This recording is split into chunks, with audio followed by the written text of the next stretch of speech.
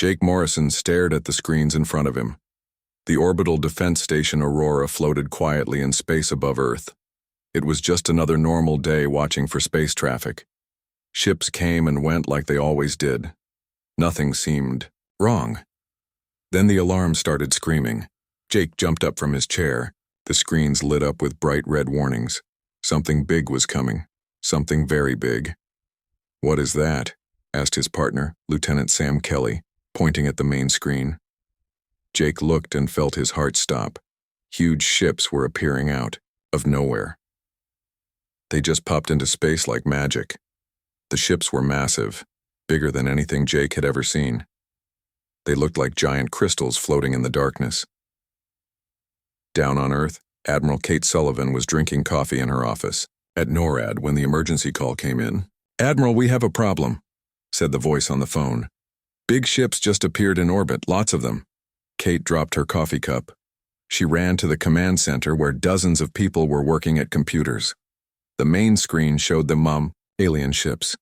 There were 20 of them, each one the size of a small city. "How many?"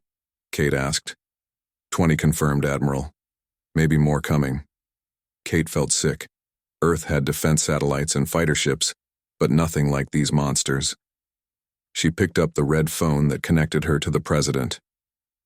"Sir, we have visitors. The unfriendly kind." Captain Danny Rodriguez was getting ready to go home when the alert came. He ran to his fighter ship parked in the hangar. Other pilots were running too. Everyone looked scared. "What's the plan, Captain?" asked his wingman, Lieutenant Ben Cooper. "Stay alive," Danny said. "That's the only plan right now." The alien ships moved closer to Earth. They were beautiful in a scary way. Their surfaces sparkled like diamonds, but Danny knew they were not here to be friends. A voice came over all Earth's communication channels. It spoke perfect English, but it sounded cold and strange. "People of Earth, I am War Commander Thexara of the Zephyrian Empire. Your planet now belongs to us. You have 1 hour to surrender. If you fight, we will destroy your cities.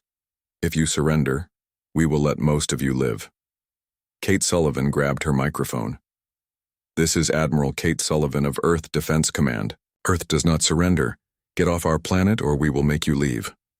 The alien voice laughed. It was not a nice sound. "You cannot fight us.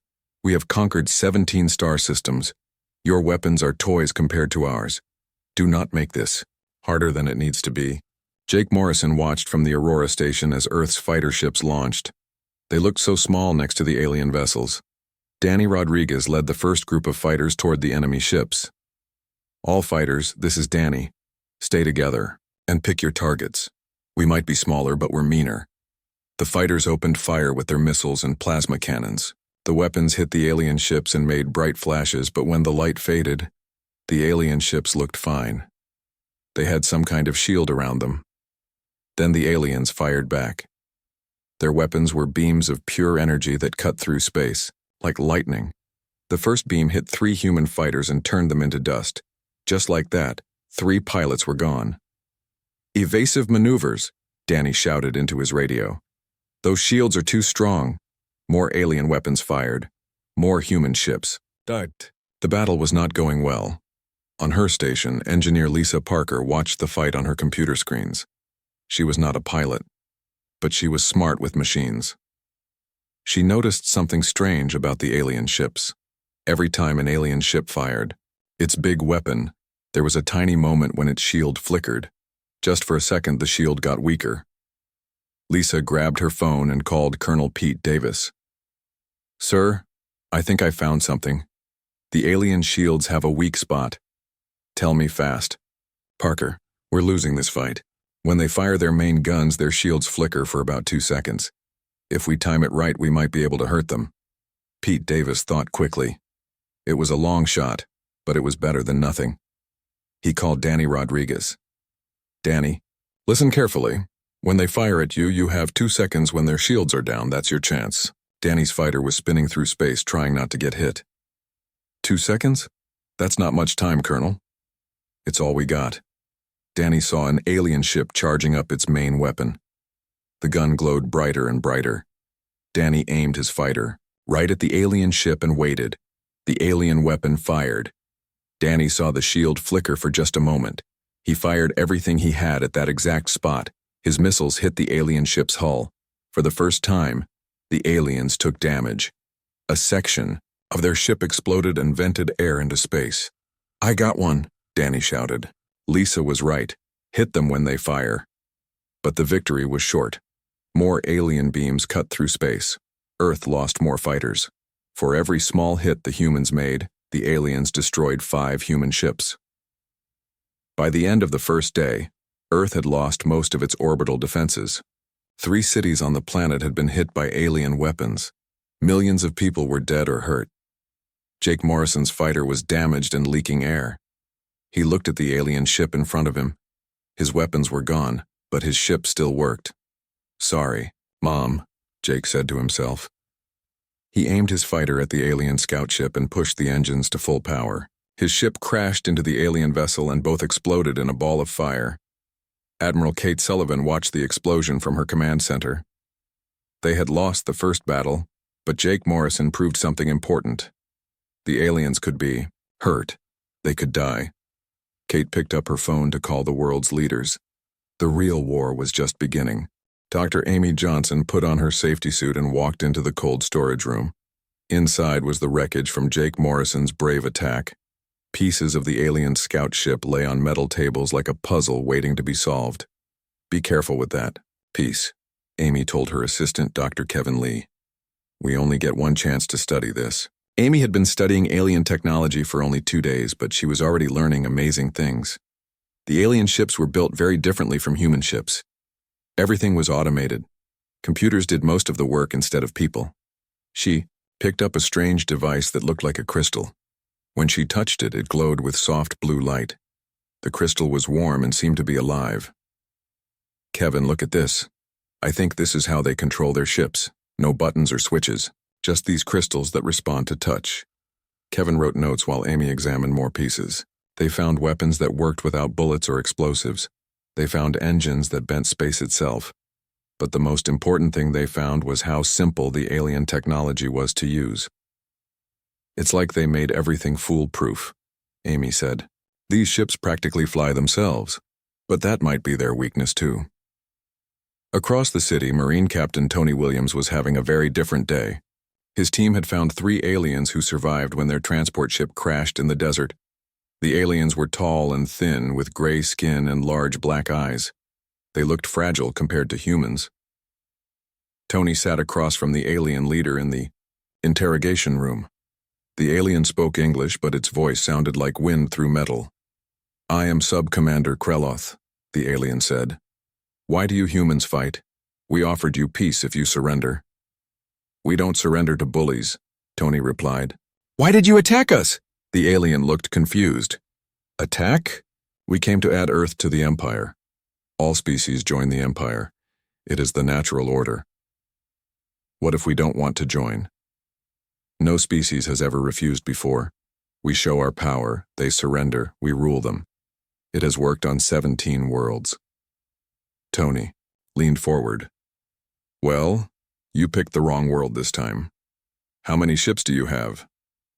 The alien was quiet for a long time. Finally, it spoke. "The invasion fleet has 23 vessels, but the Empire has thousands more across the galaxy." "Then why didn't you bring more ships to Earth?" "We did not think we would need them. No species has ever required more than a show of force." Tony smiled. These aliens had never fought a real war. They were used to easy victories against species that gave up quickly. In another part of the building, Communications Officer Helen Garcia was working with alien computers they had recovered. She was trying to learn the alien language and crack their communication codes. Helen was good with languages. She spoke 5 human languages, and now she was learning her first alien one. The Zephyrian language was musical, with lots of tones and sounds that meant different things. "Computer, play the recording again," Helen said. The alien voices spoke through the speakers. Helen listened carefully and wrote down what she thought they were saying. After hours of work, she was starting to understand. The aliens called humans the stubborn ones in their reports. They had never seen a species fight back so hard. Most races they conquered gave up after seeing their powerful ships. But Helen found something more important in the alien messages. The Zephyrian fleet was spread thin across many star systems. They were trying to control too much space with too few ships. The force attacking Earth was actually small compared to their whole empire. Colonel Davis, Helen called her commanding officer. I need to show you something important. Colonel Pete Davis came to Helen's workstation. She played a recording of alien voices talking. What am I listening to? Pete asked. It's a conversation between two alien ship commanders. They're complaining that they don't have enough ships to properly control all their conquered worlds. This invasion fleet is all they could spare for Earth. Pete's eyes went wide. Are you saying they're not as strong as they pretend to be? Exactly. They rule through fear, not actual strength. They make species think they have unlimited power, but they don't. Pete thought about this information. If the aliens were spread too thin, maybe Earth had a chance after all. But their individual ships were still much more powerful than anything humans had. Dr. Amy Johnson called Pete with her own discovery. Colonel, I need to show you the alien ship layouts I figured out. I think we might be able to board their vessels. Pete drove to Amy's laboratory. She had built a computer model of an alien ship's inside.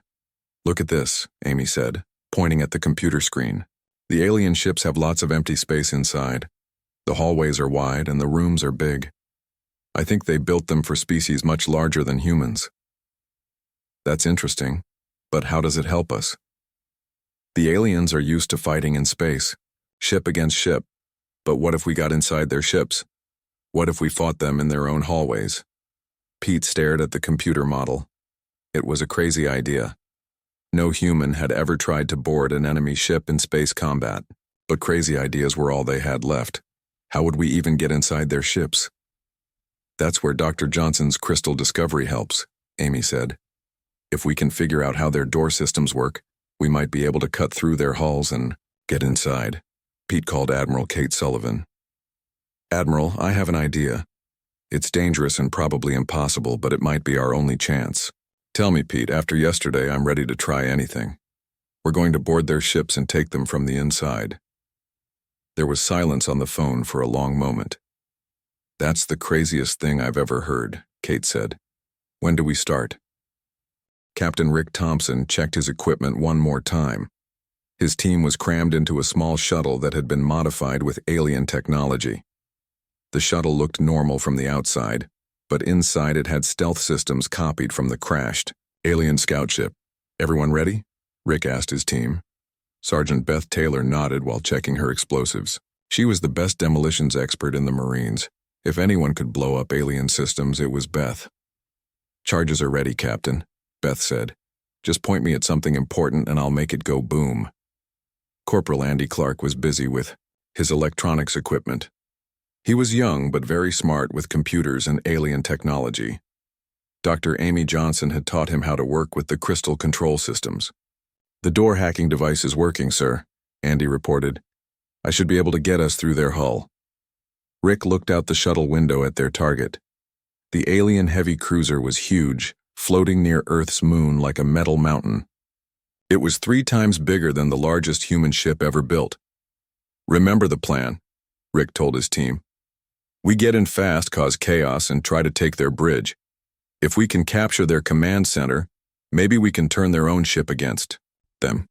Back on Earth, engineer Lisa Parker was watching everything from the command station. She had computers linked to Rick's shuttle and could see what his team was seeing. Rick, I'm reading their ship's energy patterns, Lisa said through the radio. The heavy cruiser has 47 aliens on board. Most of them are on the upper levels. Copy that, Lisa. We'll go in through the bottom and work our way up. The shuttle moved closer to the alien ship. The stealth system was working. The aliens could not see them coming. Rick held his breath as they got within touching distance of the enemy hull. Andy Clark activated his door-cutting device.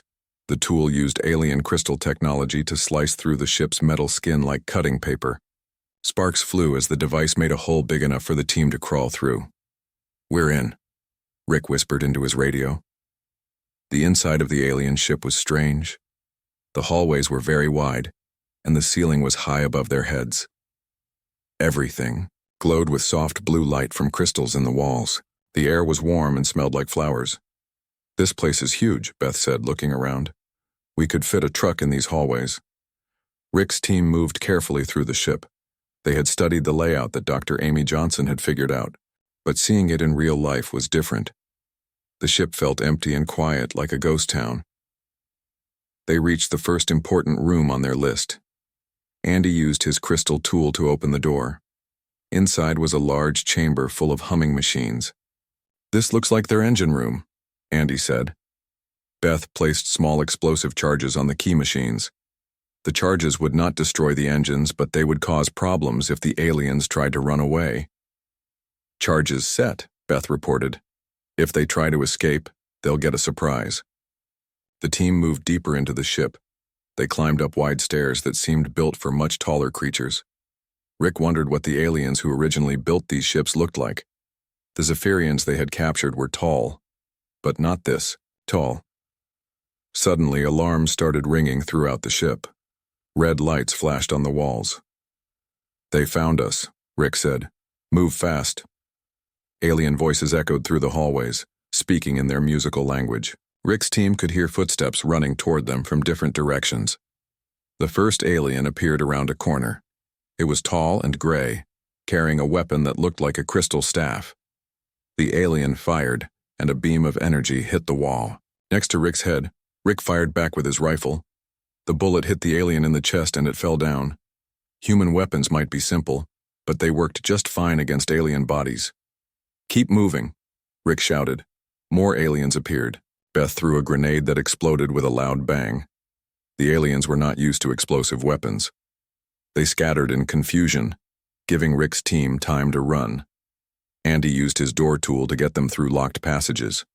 The aliens had sealed many doors, but their own technology was being used against them. "Bridge is just ahead," Andy said, reading his scanner. They reached the command center of the alien ship. It was a large round room with crystal panels covering the walls. In the center stood a tall alien wearing a fancy uniform covered in metal decorations. "I am War Commander Thexara," the alien said in perfect English. "You should not be here, humans. Surrender your ship," Rick demanded, pointing his rifle at the alien commander. Thexara laughed.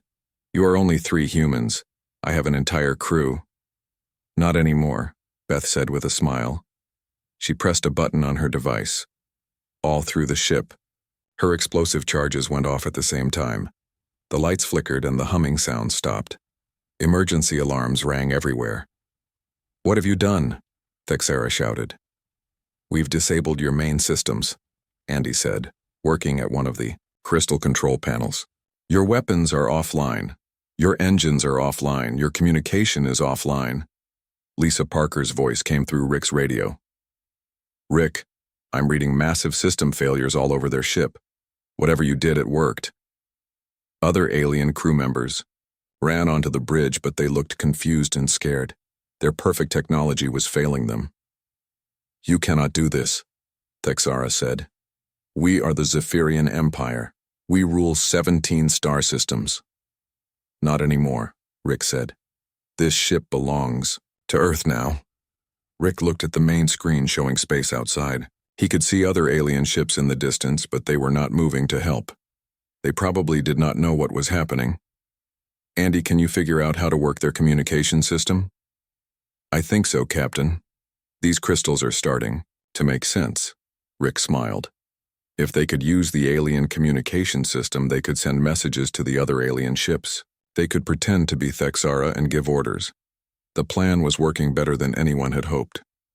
Humans were inside an alien warship, and the aliens had no idea how to fight this kind of battle. War Commander Thexara stared at the humans, in shock.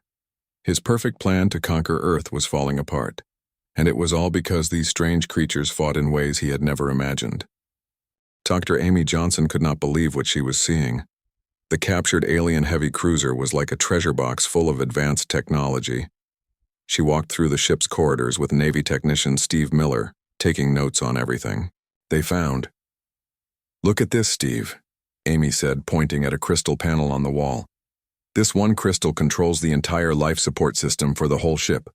On our ships, we need dozens of computers to do the same job. Steve Miller was amazed too. He had worked on human spaceships for 15 years, but alien technology was completely different. Everything was connected through quantum links that made information travel instantly across the ship. Dr. Johnson, I think I understand how their command system works, Steve said. Each ship has a master crystal that talks to all the other crystals. If we can control the master crystal, we can control everything. Amy nodded. This was exactly what they needed to know. She called Colonel Pete Davis on her radio. Colonel, we've figured out how to control their ships, but we need someone who understands computer programming to make it work with human systems. I'll send you Lieutenant Sarah Murphy, Pete replied. She's our best computer expert. Lieutenant Sarah Murphy arrived on the alien ship 2 hours later. She had been a computer hacker before joining the military, and she knew how to break into systems that were supposed to be secure. Sarah looked at the alien computer systems and smiled. This is going to be fun, she said. She connected her human laptop to the alien crystal network using cables that Steve Miller had made. The two different technologies should not have worked together, but Sarah was very good at making impossible things happen. The aliens never thought anyone would try to hack their systems, Sarah explained as she typed commands. They have no security against computer viruses or malicious code. Sarah's fingers moved quickly across her keyboard. She was writing a computer virus specifically designed to attack Zephyrian systems. The virus would spread from ship to ship through their quantum communication network. What will the virus do? Amy asked. It will make their ships think they're getting orders from their own commanders. But the orders will actually come from us, Sarah said. We can make them shut down their weapons, turn off their shields, or even fly in circles. While Sarah worked on her virus, engineer Lisa Parker was in the Earth Command Center coordinating with the captured ship. She could now monitor all the alien vessels in Earth's orbit through the quantum network. Admiral Sullivan, Lisa called to her commander. I'm reading the status of all 23 alien ships. Most of them are running normal operations, but 3 ships are having technical problems. Admiral Kate Sullivan looked at the information on Lisa's screen. What kind of problems? Their automated systems are malfunctioning. I think they're having trouble because they've never been in a long battle before. Their ships are designed for quick victories, not extended combat. This gave Kate an idea. If the alien ships were having problems after just a few days of fighting, maybe humans could make those problems worse. On the captured ship, Sarah Murphy finished her virus and uploaded it into the alien network. Virus is active, she announced. It should reach the other ships in about 10 minutes. Captain Danny Rodriguez was leading a patrol of human fighters near the alien fleet when Sarah's virus hit. He watched in amazement as 3 alien ships suddenly stopped moving and shut down. Their weapons. Command, this is Danny. The aliens just powered down 3 of their ships. Are you seeing this? We see it, Danny, Admiral Kate replied. Sarah's computer attack is working. Get ready for Phase 2. Phase 2 was the part of the plan that everyone thought was crazy.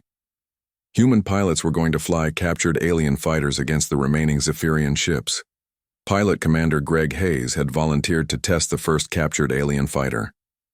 The small ship was beautiful, with a crystal hull that sparkled in the sunlight. But flying it was completely different from flying human ships.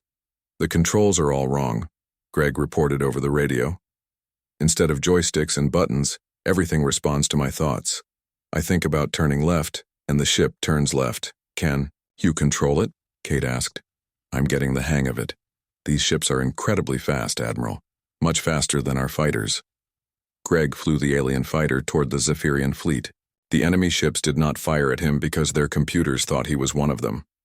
He got close to an alien cruiser and fired the ship's energy weapons. The alien weapons were much more powerful than human guns. Greg's first shot punched a huge hole in the enemy cruiser's hull. The alien ship lost power and began drifting in space. This is incredible, Greg shouted over the radio. Their own weapons work great against them. Meanwhile, Marine Colonel Eddie Foster was testing captured alien armor and weapons on Earth's surface. The alien equipment was lighter and stronger than human gear. "This armor is amazing," Eddie reported. "It's like wearing air, but it stops bullets like thick steel." The alien weapons were energy rifles that never ran out of ammunition.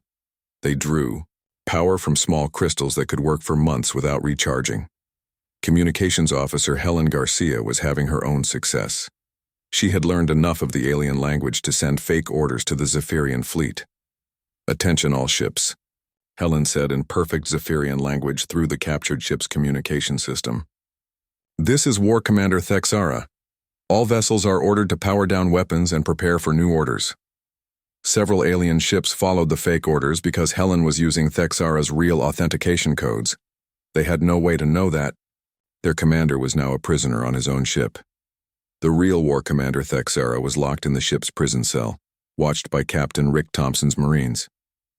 The alien commander could hear the fake orders being sent in his name. "You cannot do this," Thexara said to Rick. "When the Empire learns what has happened here, they will send 1,000 ships to destroy your world." "Let them come," Rick replied. "By then, we'll have 1,000 ships of our own. Your ships." The tide of battle was turning completely. Human pilots were flying alien fighters. Human soldiers were using alien weapons. Human hackers were controlling alien computers. Admiral Kate Sullivan watched the battle reports with growing excitement. Earth was not just surviving the alien invasion anymore.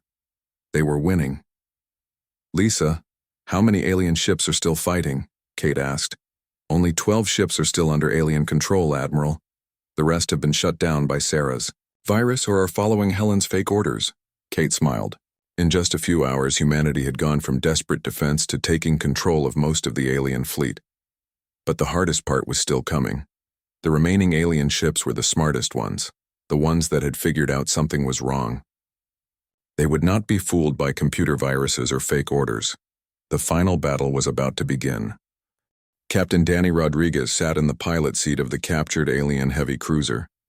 It felt strange to be commanding a ship that had been trying to destroy Earth just days ago. The crystal controls responded to his thoughts, making the massive ship move like it was part of his own body. "All human ships, this is Danny. We're moving in for the final attack," he said into the communication system. Around him, other captured alien vessels moved into battle formation. Humans were now flying 12 Zephyrian ships against the remaining 10 that were still under alien control. It was the strangest space battle in human history. War Commander Thexara watched from his prison cell through a small window. He could not believe what he was seeing. His own ships were fighting against each other with humans controlling half of his fleet. "This is impossible," Thexara said to Captain Rick Thompson, who was guarding him. "No species has ever captured our ships before. No species has ever turned our technology against us." "You picked the wrong species to mess with," Rick replied. "Humans don't give up. We adapt." On the alien flagship, Fleet Commander Zexor was trying to understand what had gone wrong. He was the highest-ranking Zephyrian in the invasion force, and he had never seen anything like this in 30 years of conquest. "How did the humans take control of our ships?" he asked his science officer. "Unknown, Fleet Commander. They seem to have learned our technology and improved it. Their computer systems are now more advanced than ours." Zexor made a decision that terrified his crew. If the Zephyrian Empire could not have these ships, then no one could. "Prepare to overload the flagship's main reactor," he ordered. "We will destroy both fleets in one explosion." Engineer Lisa Parker was monitoring all the ships from Earth's command center when she saw the energy readings from the alien flagship. "Admiral Sullivan," Lisa shouted, "the flagship is overloading its reactor. They're going to blow up everything." Admiral Kate Sullivan grabbed her radio. "All ships, get away from the flagship. They're going to self-destruct." But Dr. Amy Johnson had a different idea. She was on one of the captured ships, working with the alien computer systems. "Wait," Amy said over the radio. "I think I can stop the overload from here. These ships are all connected through quantum links. If I can hack into the flagship systems, I might be able to shut down their reactor remotely." "Do it fast, Amy," Kate replied. "We don't have much time." Amy's fingers moved over the crystal controls like she was playing a musical instrument. She had learned so much about alien technology in the past few days. Now she had to use all that. knowledge to save everyone. Lieutenant Sarah Murphy helped Amy from another captured ship. Together they broke through the flagship's computer defenses. The aliens had never expected anyone to attack their systems from the outside. "I'm in their reactor control system," Sarah reported, "but they've locked me out of the shutdown commands." "Then, we'll have to do this the hard way," Amy said. Instead of shutting down the reactor, Amy started giving it conflicting commands. She made the computer systems fight against each other. The reactor began to stabilize as its control systems became confused. On the flagship, Fleet Commander Zexor watched his screens in horror. The reactor overload was stopping by itself. "How is this possible?" he demanded. "The humans are controlling our computers," his science officer reported. "They're using our own systems against us." Danny Rodriguez saw his chance. While the flagship was distracted by its computer problems, he moved his captured cruiser close to it. "This is for Jake Morrison and all the other pilots we lost," Danny said, and fired every weapon his ship had. The flagship's shields were down because all its power was going to the reactor. Danny's energy beams hit the ship's hull directly, causing massive explosions across its surface. Pilot Commander Greg Hayes led a squadron of captured alien fighters in the attack. The small ships swarmed around the remaining Zephyrian vessels, like angry bees. Their energy weapons were much more effective than the old human missiles. "Target their weapon systems first," Greg ordered his pilots. "Don't destroy the ships. We want to capture them." One by one, the remaining alien ships lost their weapons and shields. Human boarding teams trained by Captain Rick Thompson captured each vessel. The aliens surrendered quickly when they realized they could not fight humans in close combat. Marine Colonel Eddie Foster led the final boarding of the flagship. His team wore captured alien armor and carried alien energy weapons. They moved through the ship like they owned it. Fleet Commander Zexor met them on the bridge with his hands raised in surrender. "I yield," the alien commander said in English. "The fleet surrenders to Earth." Admiral Kate Sullivan could hardly believe the reports coming in from space. In less than a week, humanity had gone from being invaded to capturing an entire alien fleet. "Final count, Lisa," Kate asked. 23 alien ships captured, Admiral. 0 ships lost. All alien crew members are now prisoners of war. War Commander Thexera was brought to Admiral Kate's office for the formal surrender ceremony. The alien looked defeated and confused. "I do not understand your species," Thexera said. "We offered you peace if you surrendered. Instead, you fought us with our own weapons and captured our fleet. No species has ever done this before." "That's because you never met humans before," Kate replied. "We don't just fight to survive. We fight to win." 3 months later, Colonel Pete Davis stood on the bridge of a refitted Zephyrian dreadnought. He was leading the first human expedition beyond the solar system. The ship had been improved with human technology and alien systems working together.